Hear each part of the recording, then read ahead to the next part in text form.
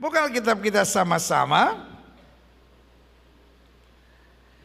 Masih dalam pembahasan kita 33 bukti kesetiaan Tuhan dalam kehidupan kita. Sama-sama bilang, Tuhan saya setia. Mau ada tantangan bagaimanapun, mau ada pergumulan bagaimanapun, yakinkan hidup kita, I serve a faithful God. Saya melayani Tuhan yang setia. Sama-sama bilang, saya melayani Tuhan yang setia. Saudara-saudara yang mengikuti ibadah ini secara online, ketik di live chat saudara, saya menyembah Tuhan yang setia.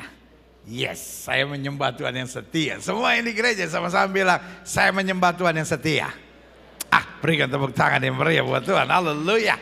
Nah, bicara tentang kesetiaan Tuhan, karena saya mau di tahun ini yang kita imani sebagai the year of glory, tahun di mana kita mengalami kemuliaan Tuhan bukan karena kita hebat, tetapi karena Tuhan kita setia. Kita boleh saja nggak layak, tapi kita dilayakkan karena kesetiaannya. Amin. Nah, kita akan membahas tentang Dia menjadikan kita anaknya. Istilah anak Tuhan ini menjadi istilah yang paling membingungkan buat banyak orang. Karena orang bilang orang Kristen ini orang yang paling aneh. Dia mengklaim dirinya sebagai anak Tuhan. Terus yang bukan Kristen anak setan gak apa. Saya gak peduli. Kita menjadi anak Tuhan bukan karena klaim kita. Tapi kita menjadi anak Tuhan karena proklamasi yang Kristus kerjakan buat kita dari kayu salib. Nah ini kalau sebelum COVID nih pasti jemaat udah amin. Tapi kan udah 2,5 tahun kita gak ke gereja kan. Jadi baru beberapa minggu terakhir kan, jadi masih agak bingung-bingung kebiasaan di gereja itu.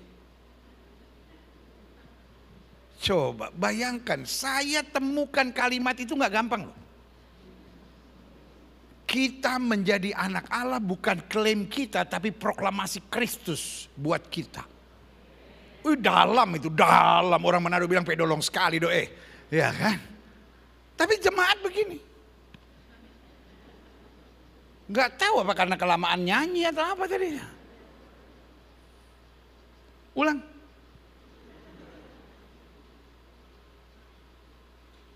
Tahukah saudara, istilah anak Allah adalah istilah yang paling membingungkan buat orang di luar Kristus.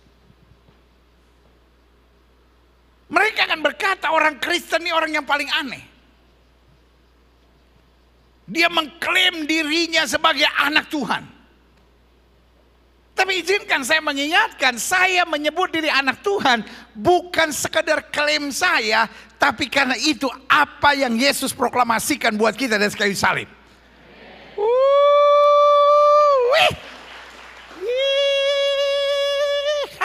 Yeah. Bos, anak jenderal aja lumayan.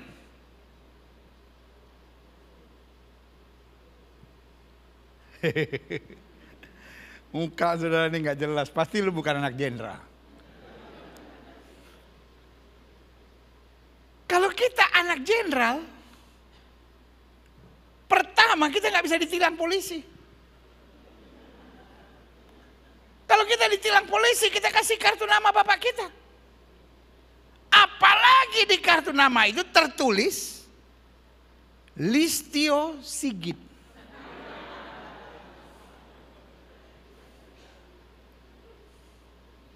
Nanti kalau polisi yang tanya, ini siapa ini? Nggak tahu. Saya panggil dia papa di rumah. Langsung itu polisi kena Alzheimer.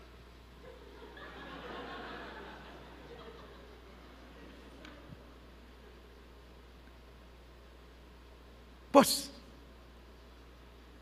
jadi anak Kapolda, walaupun gak pintar-pintar banget, banyak yang ngajak bisnis. Kan anak-anak muda sekarang kan, bikin bisnis hebat-hebat tuh. Kita yang lulusan dari Harvard, belum tentu diajak. Dia cuma punya otak tapi gak punya apa-apa, percuma. Tapi kalau anak Kapolda, walaupun gak amat. Banyak yang ngajak bisnis. Ajak dia tuh. Izin-izin gampang deh. Anak Kapolda dia. Anak Jaksa Agung, JA. Bukan Julius Antoni, Jaksa Agung. Kalau anak Julius Antoni ya biasa lah di Globe boleh lah. Di luar Jaksa Agung. Walaupun anaknya gak pinter-pinter amat. Iya. Tapi banyak yang ajak bisnis. Dan walaupun badannya gak besar, gak ada yang berani nyenggol. Lu jangan aneh-aneh tuh. Bapaknya kabar reskrim. Walaupun saudara berotot kawat, bermuka beton,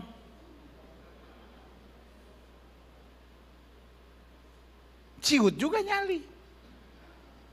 Anak Jen. Tapi izinkan saya mengingatkan buat saudara. Kita anak Tuhan di atas segala Tuhan, Raja di atas segala Raja. Orang boleh menyebut dia Allahu Akbar. Orang boleh menyebut dia Tuhan di atas segala Tuhan. Orang boleh menyebut dia Raja di atas segala Raja. But we call him Father.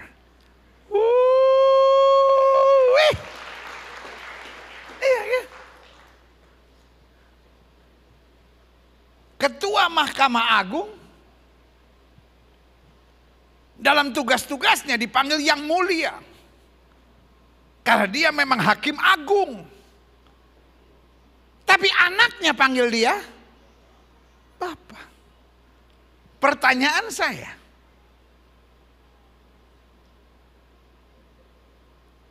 anaknya Jokowi, Kaisang, presiden diajak panco sama dia.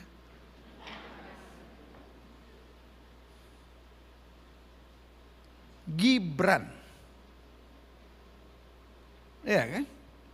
Jabatannya cuma wali kota, tapi anak wali kota mau beli sepatu, dianterin sama Presiden Republik Indonesia. Padahal Jan Etes bukan siapa-siapa, tapi dia beli sepatu yang antar Presiden. Apa pendapat saudara kalau tiba-tiba saya telepon pas pampres dan bilang, bolehkah Bapak Presiden menemani saya beli sepatu?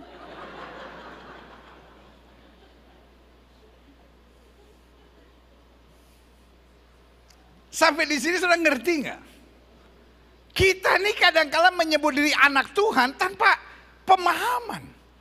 Tapi kalau kita mengerti apa artinya anak Tuhan, Yesus harus mati di atas kayu salib untuk membayar, menebus kita, sehingga kita dapat layak disebut anak Allah. Itu dahsyat dan luar biasa. Wih, coba lihat ayat ini, coba lihat ayat ini. I love this. 1 Yohanes 3, 1-10. Lihatlah betapa besar kasih yang dikaruniakan Bapa kepada kita, sehingga kita bisa beli rumah di bumi. No. Lihatlah betapa besar kasih yang dikaruniakan Bapa kepada kita, sehingga kita bisa menerima kesembuhan. No. Tapi ada berkat yang lebih besar dari segalanya. Saya tidak bilang disembuhkan bukan kehendak Tuhan. Saya tidak bilang bahwa hidup yang diberkati bukan kehendak Tuhan. Tapi yang saya mau bilang, keselamatan itu paketnya holistik dan lengkap. Sama-sama bilang sama saya, keselamatan itu paketnya holistik dan lengkap. Saudara ikut online, ketik di live chat saudara, keselamatan itu paketnya holistik dan lengkap. Yes, keselamatan itu paketnya holistik dan lengkap. Tidak ada keselamatan paket hemat. Yang penting saya masuk surga, di dunia banyak penderitaan, di dunia banyak kesengsaraan, di dunia utang gak dibayar-bayar. Hey! Sama-sama bilang sama saya, keselamatan. Paketnya holistik dan lengkap. Waktu saya diselamatkan, otomatis hidup saya diberkati, penyakit saya disembuhkan, mujizat terjadi. Apa yang tidak pernah saya pikirkan, Tuhan sediakan tepat pada waktunya. Yeah. Lihatlah betapa besar kasih yang dikaruniakan Bapa kepada kita. Sehingga kita, terjemahan aslinya bilang begini, layak disebut anak-anak Allah. Dan ditekankan lagi oleh Yohanes, dan memang kita adalah anak-anak Allah. Karena dunia tidak mengenal kita, sebab dunia tidak mengenal Dia. Ayat 2. Saudara-saudara yang kekasih, sekarang kita, 3 kali diulangi, sekarang kita adalah anak-anak Allah. Tapi belum nyata apa keadaan kita kelak. Artinya kita masih ada tantangan, masih ada pergumulan. Akan tetapi kita tahu bahwa apabila Kristus menyatakan dirinya, kita akan menjadi apa? Sama seperti Dia, sebab kita akan melihat Dia dalam keadaan yang sebenarnya. Kalau saudara baca Alkitab, saudara menerima gambaran sorga yang sempurna. Apa itu sorga? Tempat kita menjadi serupa dengan Dia. Bandingkan kalau ada orang-orang yang berkata, di sorga nanti ada makanan-makanan enak. Terus ada yang nanya, lu kok di sorga makan terus, tapi lu gemuk dong di sorga. Oh enggak, sorga kita bisa makan tapi gak gemuk-gemuk, rakus.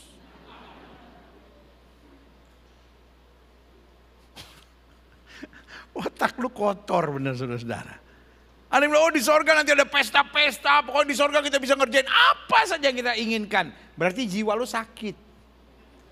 Lu tertekan, jadi di sorga lu menghayal. Bos, kalau saudara di sorga cuma cari makanan enak, nyesel. Nyesel. Di sorga kira-kira ada pecel ayam gak? Bos, pemimpin sorga orang Yahudi bos, nggak ngerti pecel ayam apaan. Paling roti lagi lu. Ada yang mulai goyah imannya.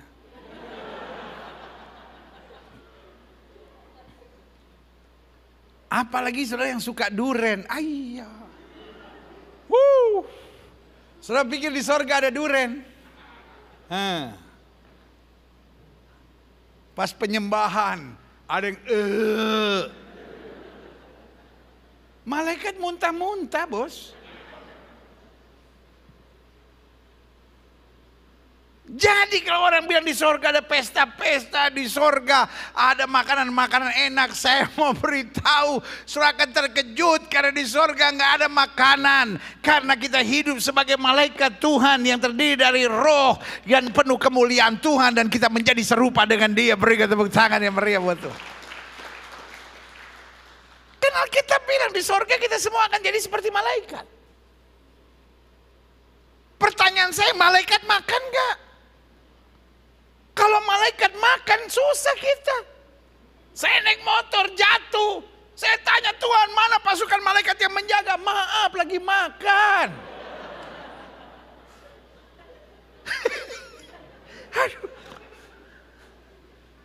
I'm proud of my Bible. Saya bangga Alkitab saya. Alkitab saya bicara tentang sebelum dunia diciptakan. Alkitab bicara ketika dunia dalam tantangan. Alkitab bicara tentang hari depan kita di akhir zaman. Alkitab juga bicara nanti ketika kita dalam kemuliaan bersama Kristus. Yang setuju berikan tepuk tangan yang meriah buat Tuhan. Selanjutnya, klik. Setiap orang yang menaruh pengharapan itu kepadanya menyucikan diri sama seperti Dia yang adalah suci. Ada banyak orang bilang, Kristen itu kan udah ditebus, Kristen itu kan hidupnya sudah diampuni dosanya. Kalau gitu buat dosa saja. Itu otak kotor membuat mulut orang kotor. Ayat ini bilang apa? Setiap orang yang menaruh pengharapan itu bahwa kita sudah diangkat sebagai anaknya, menyucikan diri sama seperti dia yang adalah suci. Jadi kalau otak saudara masih berpikir, oh kalau saya udah ditebus berarti enak dong, saya bisa buat dosa seenaknya. Kalau saya sudah diampuni, saya pasti masuk surga. Berarti saya boleh berzina, boleh buat apapun, toh dosa saya sudah diampuni. Artinya otak kita masih terbelenggu dengan kebobrokan dunia ini. Tapi kalau kita sudah ditebus oleh darah Kristus, kita berkata, aku hidup. Tapi bukan lagi aku yang hidup, Kristus yang hidup dalam aku. Berikan tepuk tangan yang meriah buat Tuhan. Makanya ayat 4 bilang, setiap orang yang berbuat dosa melanggar juga hukum Allah. Sebab dosa ialah apa? Pelanggaran pada hukum Allah. Dan kamu tahu bahwa ia telah menyatakan dirinya supaya ia apa? Menghapus segala dosa, melepaskan kita dari kutuk dosa. Dan di dalam dia tidak ada dosa, tidak ada keinginan untuk berbuat dosa. Karena itu, setiap orang yang tetap berada di dalam dia, dikatakan apa? Tidak berbuat dosa lagi. Atau terjemahan aslinya bilang tidak hidup dalam dosa lagi. Pertanyaan saya cuma sederhana. Jadi orang yang sudah ada dalam Kristus, dia nggak mungkin jatuh dalam dosa. Harap dibedakan antara hidup dalam dosa dengan jatuh dalam dosa. Ada nggak orang-orang yang cita-citanya jatuh? Gue lihat lu jatuh melulu, emang cita-cita gue. Kan gini-gini, baru-baru ini ada yang viral kan, kalau saudara suka ikut-ikutin yang viral-viral gitu. Baru-baru ini ada yang viral di apa Kota Tua, motor pada jatuh. Dan kita langsung ikut broadcast gitu kan biasanya kita kan gitu kan, tahu atau nggak tahu pokoknya broadcast aja dulu. Jemaat Gereja Bethel Indonesia Global Fellowship Center, baik yang ada di gereja maupun yang ada di online, saya mau beritahu kalau yang kirim kita juga nggak kenal, tahu juga nggak usah broadcast, kita broadcast firman aja itu jadi berkat. Terima kasih Bu yang bilang amin tadi, ada satu orang mana? Puji Tuhan. Ada hampir 1000, cuman satu yang bilang amin. Yang lain ketahuan tukang broadcast yang nggak jelas ya. Penebar hoax semua ini. Jadi ada motor di tikungan pada jatuh di Kota Tua. Yang jatuhnya ngotot gitu. Ini apa sih? Lalu Pemda membuat penjelasan. Kenapa pada jatuh di situ? Karena tempat itu untuk pejalan kaki. Sama aja bos, kalau saudara naik motor di apa tuh di ruang tamu saudara, jatuh bos. Karena itu tidak ditentukan atau tidak diciptakan untuk apa? Untuk pejalan kaki. Sekarang yang jatuh-jatuh di motor malu, udah jatuh salah lagi. Itu kalau Polda tahu ditangkap-tangkapin semua tuh. Karena ada buktinya. Nah itu kan. Ngerti gak maksud saya? Orang kalau jatuh gak mungkin menikmati. Pas jatuh asik. Itu namanya udah kegoncang di otak. Orang jatuh langsung bangun. Orang jatuh langsung bangun. Orang yang kalau berbuat dosa lalu menganggap ya saya orangnya begini mau diapain pendeta. Saya memang nggak bisa pendeta, saya orangnya baik lah pendeta. Tapi kalau saya disakiti, sekali saya disakiti cukup pendeta.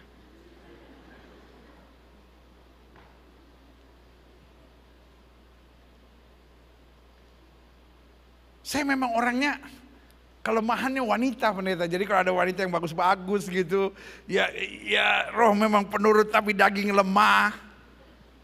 Itu bukan jatuh, itu hobi. Nah anak Tuhan tidak berbuat dosa lagi.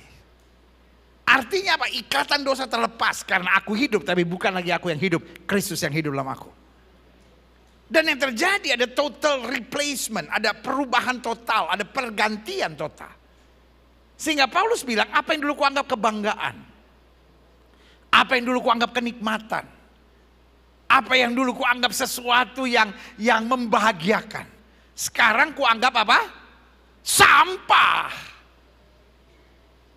Karena kita nggak berbuat dosa lagi, kita nggak bisa menikmati dosa lagi. Dulu sudah bohong dan rasa nyaman. Sekarang sudah bohong dan gak tenang. Mungkin sudah menatap saya dan bilang, oh saya kalau bohong tenang aja. Itu dia modelnya. Anak Tuhan bukan berarti gak pernah jatuh. Tapi kalau dia jatuh dia belajar. Dia tidak mengulangi dosa yang sama. Amin. Selanjutnya. Coba lihat. Setiap orang yang ayat yang ke-6. Ayat yang ke-6 bilang, karena itu setiap orang yang tetap berada dalam dia tidak berbuat dosa lagi. Setiap orang, perhatikan baik, yang tetap berbuat dosa, apa? Oh tegas Alkitab bilang. Kalau kita akhirnya menjadikan pattern, kita menjadikan pola, dosa kita anggap normal, biasa. Loh saya memang orangnya begini kan, ya namanya kita masih hidup di dunia. Ayat ini bilang setiap orang yang tetap berbuat dosa, yang tidak mau berubah. Dan menganggap itu wajar, tidak melihat dan tidak mengenal dia. Klik ayat 7. Anak-anakku, janganlah membiarkan seorang pun apa? Menyesatkan kamu. Barang siapa yang berbuat kebenaran adalah benar, sama seperti Kristus adalah benar. Barang siapa yang tetap berbuat dosa, dikatakan apa? Saya nggak tega bacanya. Barang siapa yang tetap berbuat dosa, apa? Perhatikan kalimat saya. Berarti ada orang-orang yang beragama, tapi adalah anak iblis. Udah pikiran saudara nggak usah liar. Ada banyak orang kalau pendeta buat statement begitu. Ada banyak orang yang beragama tapi ada anak iblis. Langsung dia pikir, oh kalau gitu mertua gue bener anak iblis dia. Ya ipar saya itu anak iblis tuh pendeta. Habis dia beragama gitu. Tapi kelakuannya.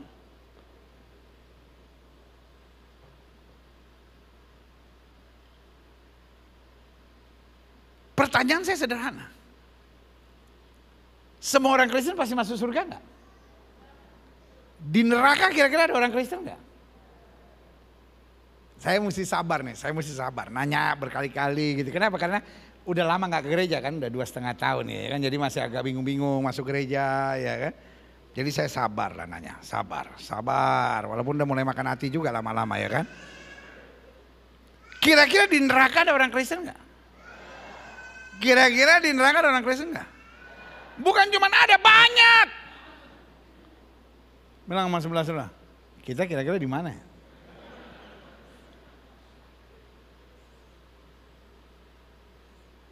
Karena ada orang-orang beragama tapi anak iblis. Dan Alkitab jelas ngomong kok. Barang siapa yang tetap berbuat dosa berasal dari iblis. Sebab iblis berbuat dosa dari mulanya dan melakukan pembenaran. Ya saya kan berzina karena memang ya situasi pendeta. Saya mau jadi bini piaran, siapa sih yang mau jadi bini piaran? Galak lagi dia. Itu bikin saya dalam kali terjepit pendeta. Tapi walaupun saya bini piaran, ingat loh pendeta. Saya tetap kembalikan perpuluhan milik Allah. Astaga.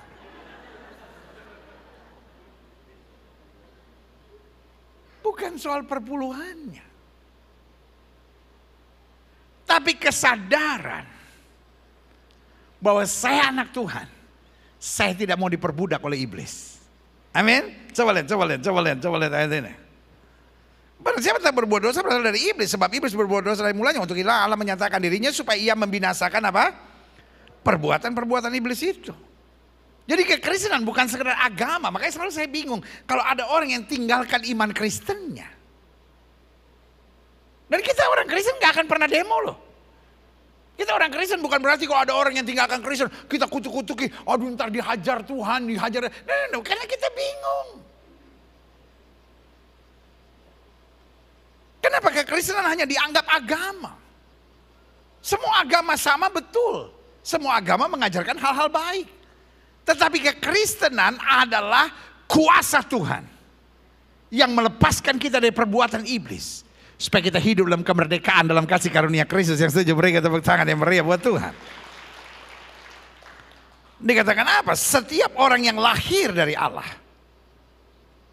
tidak berbuat dosa lagi. Sebab benih ilahi tetap dalam dia. Nah itu benih ilahi yang membuat kita gak bisa nyaman lagi. Dulu kita judi, kita alkohol, kita merokok, kita berzina, kita anggap normal. Wajar teman-teman saya juga buat begitu. Tetapi ketika ada benih ilahi, Ada sesuatu yang akan berkata kepada kita, I'm not belong to this world. This world is not my home. Dunia ini bukan rumah saya dan saya bukan berasal dari dunia ini. Amin. Coba lihat selanjutnya. Dikatakan apa? Dan ia tidak dapat berbuat dosa karena ia lahir dari Allah. Benih ilahi yang menuntun itu. Kalaupun kita jatuh dalam dosa, benih ilahi itu memberikan conviction. Memberikan tuduhan. But it's not intimidation, but conviction. Tuduhan yang mengarahkan kita untuk masuk dalam pertobatan. Kita lihat selanjutnya, klik. Ayat 10 kita baca sama-sama, 1, 2, 3. Inilah tandanya anak-anak Allah dan anak iblis. Setiap orang yang tidak berbuat kebenaran, tidak berasal dari Allah. Demikian juga barang siapa yang tidak mengasihi saudaranya. Klik. Roma 8 ayat 12-17. Jadi saudara-saudara, kita adalah apa? Orang berhutang. Tapi bukan kepada daging, supaya hidup menurut daging. Sama-sama bilang, tadinya saya orang berhutang. Orang berhutang itu cirinya apa? Coba yang biasa ngutang tolong bersaksi. Orang berhutang cirinya apa? Nggak enakan. Kita punya teman nih, kita utang 200 juta. Terus waktu tanggalnya kita mesti bayar nih, kita pas nggak ada duit gitu. Kita telepon teman kita. Bos, gua tahu nih tanggal jatuh tempo bos. Tapi gue lagi gak ada duit. Tiba-tiba teman kita bilang apa? Sobat, gua ngerti lah lu lah, kebutuhan lu lah segala macam lah. Bos, pergaulan kita lebih mahal daripada 200 juta. Selama lu ada duit boleh kembaliin. Selama gak ada, itu berkat dari Tuhan buat lu. Ketika teman kita bilang begitu, kita gimana? Kalau gitu gue minjem lagi deh. Anak setan lu. Kita pas denger gitu kita gimana?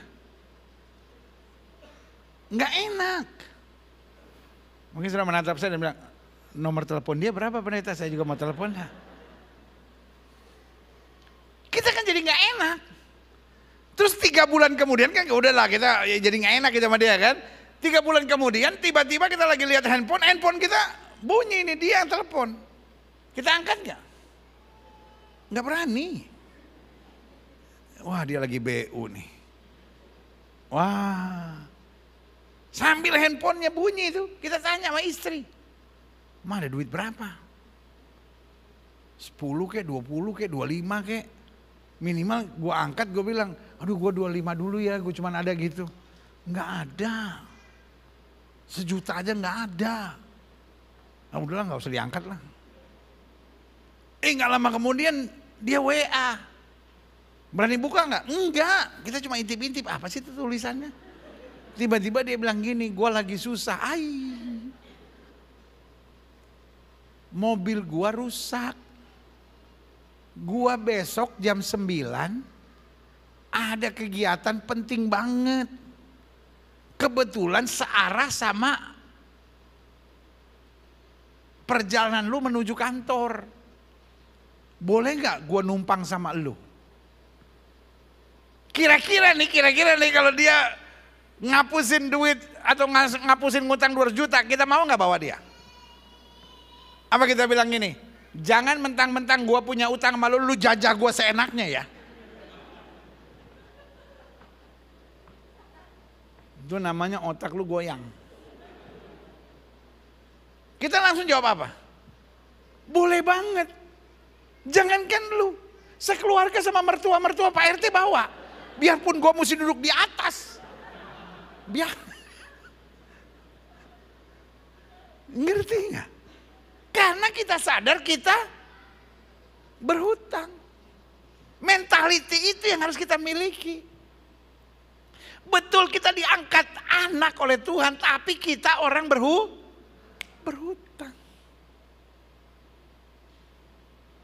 Jadi kita ke gereja, kita melayani. Kan orang aduh tengil banget gitu. Orang kalau sadar berhutang gak mungkin tengil. Ngerti gak sih tengil? Apa tengil? Tengil itu susah dijelasin, bener deh.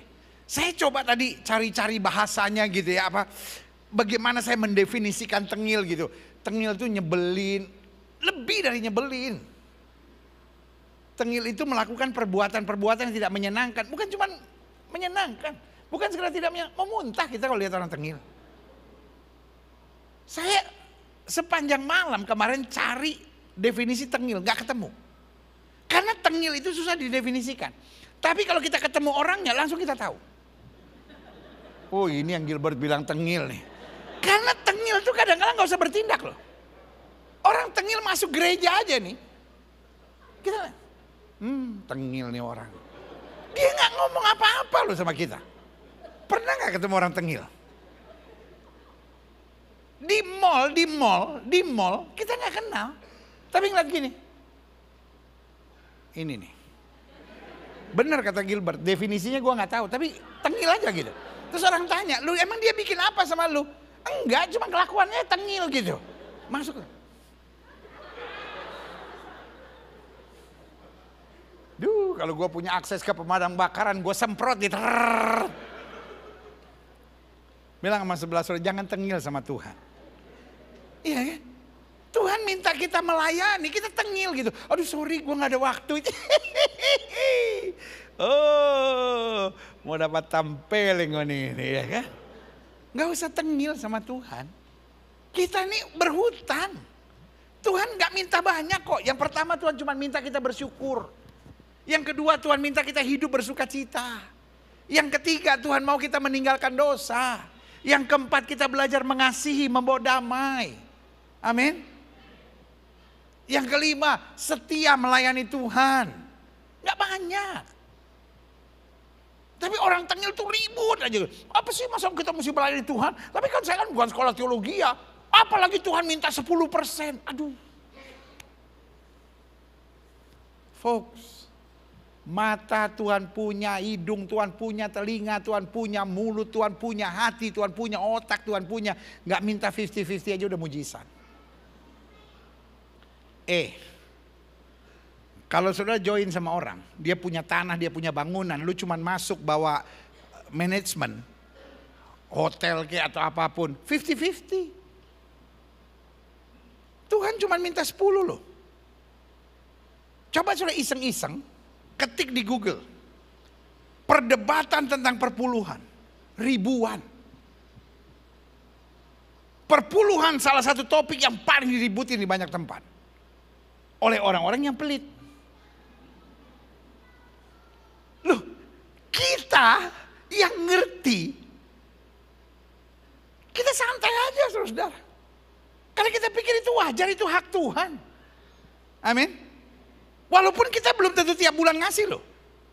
Kan kadang-kala kita juga jujur sama Tuhan. Tuhan, kepake. Saya bukan gak percaya Tuhan. Bukan juga minta diskon. Kepake Tuhan. Tapi kita tahu itu haknya Tuhan. Tapi karena kita anak, ya sekali-sekali lah. Kan Tuhan punya, aku punya juga.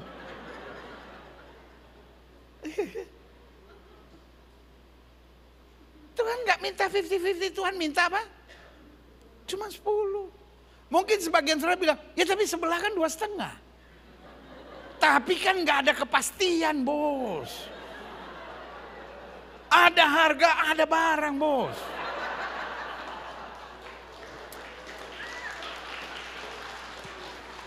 Kita nih, aduh bersyukur.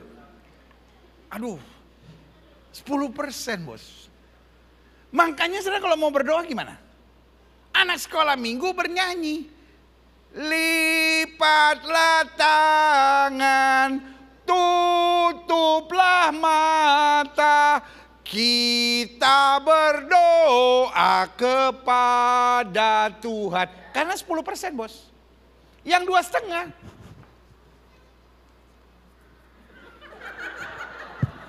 Dua setengah bos. 2,5 bos. Beda lah. Kita kalau mau kebaktian gimana? Masuk gereja, duduk, dengar firman, ada kursi, 10%. Yang 2,5 nggak ada kursi, nggak ada, percaya, nggak ada.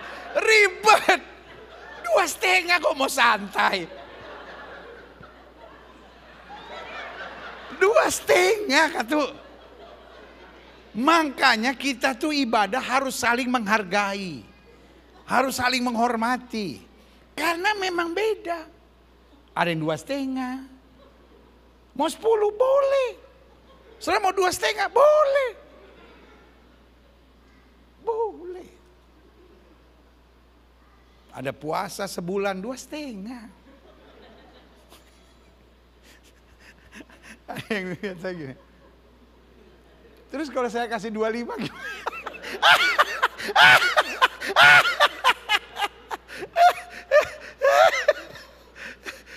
Iya, kita 10% kan? Makanya boleh makan babi. Mau 2,5, mau 2,5, gak boleh makan babi.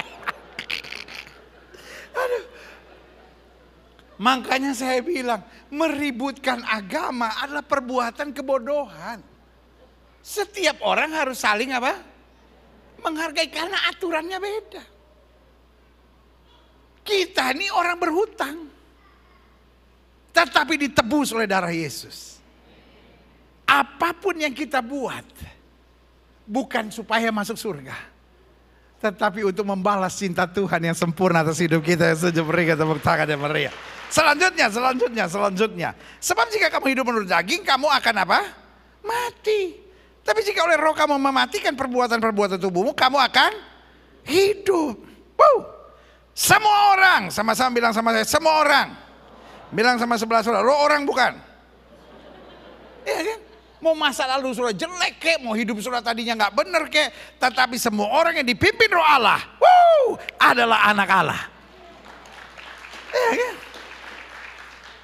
Jadi kuncinya bukan soal agama, tapi soal mau dipimpin atau tidak oleh roh Allah, atau mau dipimpin oleh daging, mau dipimpin oleh hawa nafsu, mau dipimpin oleh logika atau baperannya kita. Nah, dipimpin roh Allah. Sebab, nah ini dia, kuncinya sebagai anak Allah, kamu tidak lagi menerima roh perbudakan yang membuat kamu takut, membuat kamu terbelenggu, membuat kamu terikat, membuat kamu tertekan. Tapi kamu telah menerima apa? Roh yang menjadikan kamu anak Allah. Oleh roh itu kita berseru, ya Aba, ya Bapa. Klik. Ayat 16, roh itu bersaksi bersama-sama dengan roh kita bahwa kita adalah apa? Anak-anak Allah. Sama-sama bilang, saya tidak menerima roh perbudakan. Semua yang mengikuti melalui live chat ini atau ibadah online ini, ketik live chat saudara, saya tidak lagi menerima roh perbudakan. Amin. Apa artinya diperbudak? Paulus bilang setiap kali aku ingin buat yang baik, yang jahat aku perbuat. Itu artinya kita diperbudak. Klik. Dan jika kita adalah anak, maka kita juga adalah apa? Ahli waris. Maksudnya orang-orang yang berhak menerima janjinya Allah, yang akan menerimanya bersama dengan Kristus. Yaitu jika kita menderita bersama dengan Dia, supaya kita juga apa? Dipermuliakan bersama dengan Dia. Bukankah sekarang begitu banyak perdebatan tentang kalau penyakit disembuhkan, kalau hidup diberkati, oh itu aliran teologi kemakmuran. Saya nggak peduli mau teologi apapun, tetapi yang saya percaya saya adalah anak Allah. Amin. Ada banyak orang hanya belajar berteologi, sehingga apapun yang dia bicara sesuai dengan logika. Alkitab bukan bicara tentang logika, tapi Alkitab bicara tentang posisi dan hak kita sebagai anak Allah. Sama-sama bilang saya adalah anak. Saudara masih ingat waktu SMP enggak? Waktu saudara SMP, kalau saudara ngajak teman ke rumah, saudara ingat enggak waktu SMP? Waktu saudara ngajak teman ke rumah, saudara bilangnya apa? Hah? Ke rumah gue yuk, betul enggak? Pertanyaan saya, sertifikat rumah itu atas nama saudara enggak? Mungkin sertifikatnya atas nama bapak saudara, betul? Tapi aneh nggak kalau saudara bilangnya begitu? Yuk ke rumah bapak gue yuk. Teman saudara tanya, lu memang lu sama bapak lu nggak tinggal serumah? Oh enggak, sertifikatnya atas nama bapak gue.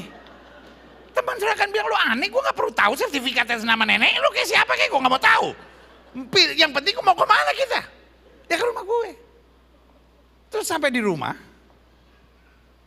Saudara mulai buka kulkas, saudara ambil apa itu namanya, botol-botol Tropicana yang isinya air putih. Iya kan begitu kan kita kan. Penipuan yang paling berbahaya tahun 80-an itu, botol-botol Tropicana yang isinya air putih. Sama yang kedua tahun 80-an kita kalau lihat Kongguan sama Monde, langsung pas dibuka ini silakan. Ya rangginang. Sudah jatuh rangginang. Saya juga gitu ya. Iya saya juga dulu gitu deg-degan. Kan nggak tahu kenapa zaman-zaman tahun 80-an itu kalau lihat Kongguan, iya. Kan dulu belum ada apa itu namanya Alfamart. Kongguan tuh nggak banyak zaman dulu. Udah keren itu. Itu kalau kita naik kelas baru dikasih Kongguan. Tega banget orang tua kita. Aduh. Jadi pas ke rumah tetangga kita atau ke rumah teman ada Kongguan. Aduh Tuhan. Baik dia. Pas buka, ya rangginang di rumah juga banyak rangginang.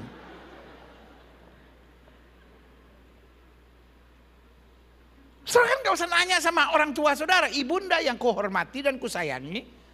Teman-temanku datang. Apakah ibunda mengizinkan untuk saya mengambil 5 botol air putih dan 1 kaleng Kongguan yang telah berubah menjadi rangginang? Gak perlu saya main, ambil aja. Kenapa? Apa yang mereka punya saudara punya.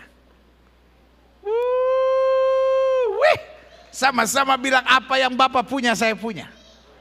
Karena waktu kita adalah anak kata Alkitab, kita juga adalah apa, ahli waris. Klik. Aha. Saya simpulkan demikian, klik. Istilah anak Allah adalah istilah yang sangat membingungkan buat banyak orang. Orang berpikir orang Kristen orang yang paling aneh. Karena dia mendeklarasikan bahwa dia adalah anak Allah. Itu bukan deklarasi, itu proklamasi Kristus buat hidup kita. Amin. Klik. Saya catat di sini, kita anak. Bukan karena kita Kristen. Jangan saudara pikir, oh semua orang Kristen pasti adalah anak Allah. No. Dia beragama Kristen. Tapi anak ada 3 catatan yang saya mau share hari ini. Yang pertama, berhubungan dengan kelahiran baru kita. Yesus bilang, jika seorang tidak dilahirkan kembali, dia tidak akan melihat Allah. Apa artinya dilahirkan kembali? Manusia lama kita mati. Turut disalibkan bersama Kristus. Sekarang kita dilahirkan kembali dari roh dan firman. Karena Alkitab berkata manusia hidup bukan dari roti saja, tapi dari setiap firman yang keluar dari mulutnya Allah. Berikan tepuk tangan yang meriah. Nah, ini yang Alkitab bilang kita lahir dari Allah. Ada banyak gereja hari-hari ini tidak lagi mengkhotbahkan tentang kelahiran kembali.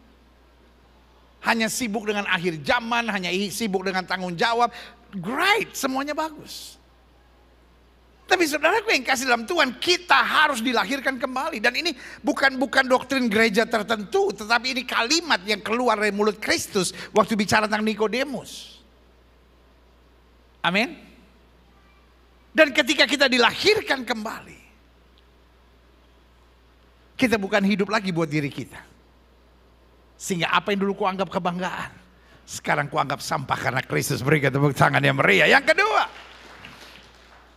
kita anak dengan catatan. Kita terikat dengan perjanjian darah karena kita sudah dibeli dengan darah. Kita bukan anak pungut. Tapi kita anak yang ditebus dengan darah. Makanya kita orang Kristen percaya betul. Anak Tuhan yang sungguh-sungguh tidak akan disantet. Tidak akan terserang guna-guna. Tidak bisa dihipnotis. Karena kita dipagari oleh darah Kristus. Sama-sama bilang saya dipagari oleh darah Kristus. Dan selama kita berjalan bersama Kristus, maka semakin hari kita semakin disempurnakan. Yang ketiga, yang terakhir, saya undang pemain musik maju ke depan. Kita anak dengan catatan. Kesatuan kita dalam roh. Sehingga memungkinkan kita memiliki DNA ilahi. Makanya Alkitab bilang jangan hidup menurut daging. Daging dan darah tidak punya tempat dalam kerajaan sorga. Hiduplah oleh roh. Maka kamu tidak akan mengikuti keinginan-keinginan daging. Karena kalau dalam roh kita menjadi serupa dengan dia, maka hari-hari kita adalah dorongan semangat untuk menyenangkan hati Tuhan. Iya kan? Selalu saya bilang. Kalau ayahnya rambutnya keriting, ibunya rambutnya keriting, maka anaknya rambutnya biasanya keriting. Betul nggak? Kalau ngomong harus benar ya.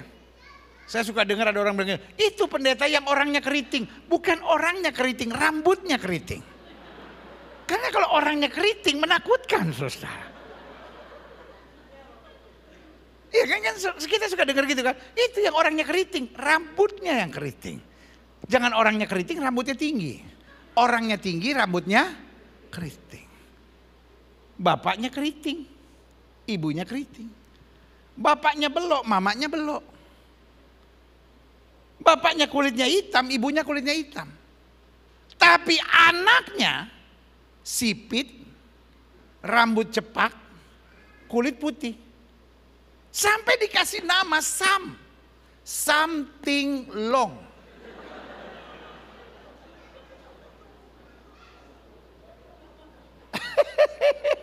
Something long ah.